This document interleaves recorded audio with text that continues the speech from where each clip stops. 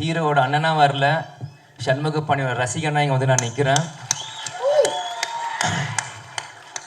அதனால் ஏன்னா ஷம்முவை பற்றி சொல்லணுன்னா 2012 நடிச்சிட்டு இருக்காப்புல. ஸோ 2012 இன்றைக்கி நீங்கள் பார்த்தீங்கன்னா கிட்டத்தட்ட ஒரு 13 வருஷம் ஜேர்னி ஷம்முக்கு. இந்த 13 வருஷம் ஜேர்னியில் வந்து நிறைய விஷயம் எங்களுக்கு வந்து லைஃப்பில் கற்றுக் கொடுத்துருக்காங்க.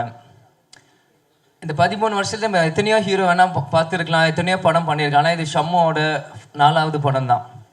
ஏன் இப்படின்னா, நடுவில் அவங்க எல்லாருக்கும் தெரியும் அப்பா கொஞ்சம் உடல்நிலை சரியில்லாதப்போ அப்போ சகாப்தம் ஷம்மு பண்ணான்.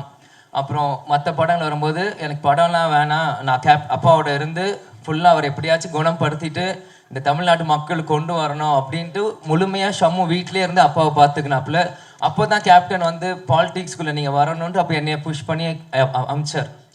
அது ஒரு பக்கம் இருந்தாலும் ஏன் இதை சொல்கிறேன்னா, இந்த படம் இன்னைக்கு வந்து ஆரம்பித்த நாள்லேருந்து முடிகிற நாள் வரைக்கும் எந்த இடத்துலையுமே ஒரு லேக்கே இல்லாமல் ஒரு ஃபாஸ்ட் மூமெண்ட்டாக தான் இந்த படம் போயிருக்கு. ஏன் இந்த 13 வருஷம் இது சொல்கிறேன்னா, அவன் ஷம்மு நடித்த படங்கள் முன்னாடி 2 படம் இருந்தாலும் பல படங்கள் அனௌன்ஸ்மெண்ட் வந்தும் எதுவுமே ஷம்முக்கு வந்து சரியாக லான்ச் ஆகலை, சரியான இது டைமிங் வரல. ஸோ அப்போ எவ்வளவோ ஃபீல் பண்ணாலுமே அவன் வந்து தைரியமாக நின்னான் கடைசி வரைக்கும். இல்லை நான் வருவேன், நான் ஜெயிப்பேன், நான் கேப்டன் பையன், என்னால் முடியும் அப்படின்னு. இந்த 13 வருஷமும் எத்தனையோ பேர் அவன் கூட நடிகர்கள், அவன் ஃப்ரெண்ட்ஸ் எத்தனையோ பேர் வந்தாலும் அந்த பேஷன்ஸ் அவனுக்கு இருந்தது.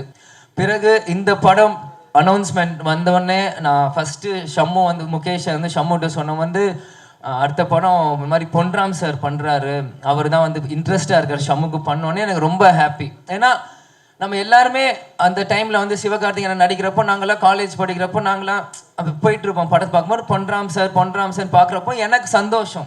சரி ஷம்முக்கு வந்து ஒரு ரெப்யூட்டட் டைரக்டர் வராங்க, ஒரு நல்ல கதை வருது, வரும்போது ரொம்ப ஹாப்பி. ஸோ கண்ணை மூடிட்டு பண்ணு இந்த சப்ஜெக்டை அப்படின்னு நான் ஃபஸ்ட்டு ஷம்முகிட்ட சொன்னேன். அப்புறம் நெக்ஸ்ட்டு யார் நடிக்கிறார் அப்படின்னா பொன்ராம் சார் சொல்லிட்டாரு, இந்த மாதிரி கண்டிப்பாக சரத்குமார் சார் இருக்கணும் அப்படின்னு கண்டிப்பாக சொன்னார். ஸோ சரத்குமார் சார் வந்தோடனே இன்னொரு செரியா அந்த கேக் மாதிரி இன்னொரு க்ளோரி ஆட் ஆச்சு அவர் உள்ளே வந்தோடனே. ஏன்னா ஆரம்பத்துலேருந்து புலன் விசாரணை டைம்லேருந்து கேப்டனும் சரி சரத்குமார் சார் ஒன்றாவே நம்ம வந்து தமிழ் சினிமாவில் பார்த்துட்டே இருக்கும்போது இன்னைக்கு அப்பா இல்லாத நேரத்தில் ஷம்மு அடுத்த ஒரு மைல் ஸ்டோன் எடுத்து வைக்கும்போது கூட சரத்குமார் சாரும் திரும்பியும் ஒரு சப்போர்ட்டாக நிற்கும் போது இது வந்து சம்திங் இஸ் கனெக்டிங் வரும்போது நம்ம பாசிட்டிவாக ஒரு விஷயமா தான் எடுக்கணும்.